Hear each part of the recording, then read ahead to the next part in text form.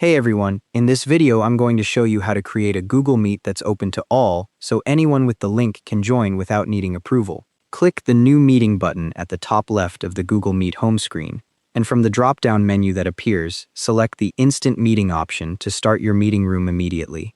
Once your meeting room loads, click the Host Controls lock icon at the bottom of the screen to open the Host Controls panel on the right side.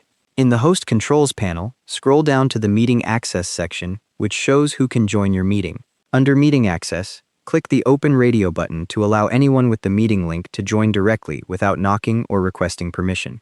If you need to change the access level later, just click the Host Controls icon again and switch between Open, Trusted, or Your Organization. Keep in mind that Open means absolutely anyone with the link can join, so only use this setting when you're comfortable with unrestricted access. You can find the meeting link to share by clicking the Meeting Details icon at the bottom of the screen. The open setting stays active for the entire meeting until you manually change it or end the call. And that's how to create a Google Meet that's open to all. Thanks for watching, hope this helped.